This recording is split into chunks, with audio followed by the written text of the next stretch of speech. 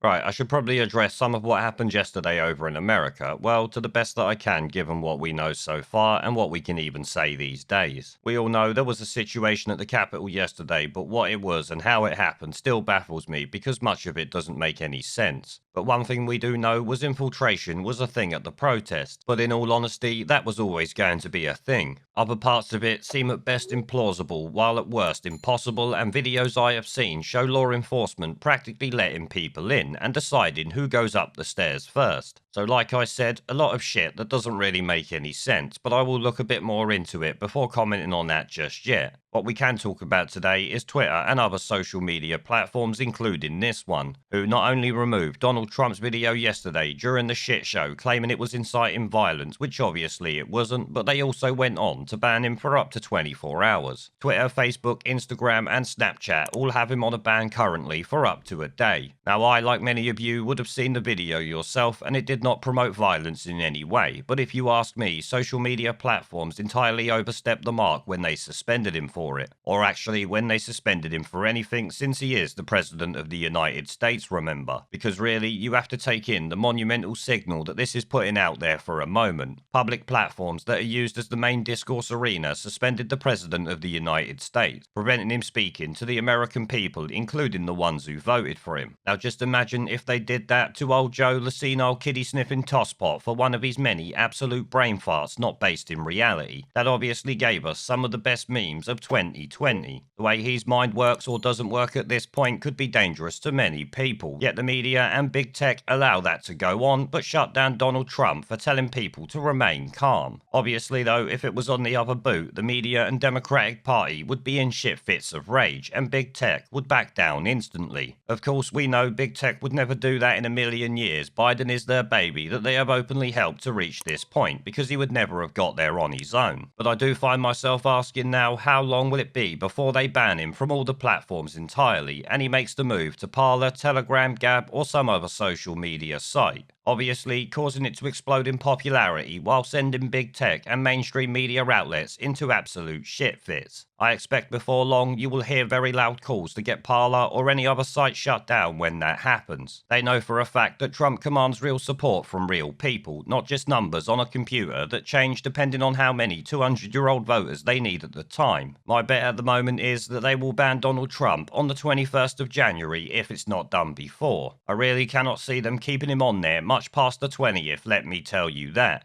And actually, as I sit here and think about it, maybe he will make his own social media platform, who really knows? Either way, when Twitter and the rest of them ban him for good, you will see a real effort to shut down any other platform he is on, because many millions of people, like I said, fully support him and they cannot have that. Shit, I wouldn't be surprised if even talking about him may become outlawed on social media, especially if Sleepy Joe has his way. Big tech will show us levels of censorship the CCP would be proud of in that future, and I would expect all alt tech will be squeezed out of existence if they have their way, regardless of Trump being on it. It is certainly a very dangerous time at the moment with social media banning a sitting president of the United States. Who knows what will be next?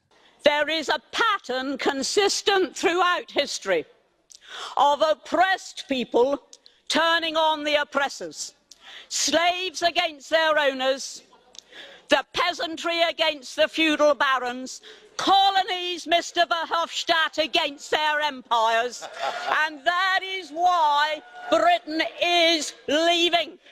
And it doesn't matter which language you use, we are going and we are glad to be going. We're off.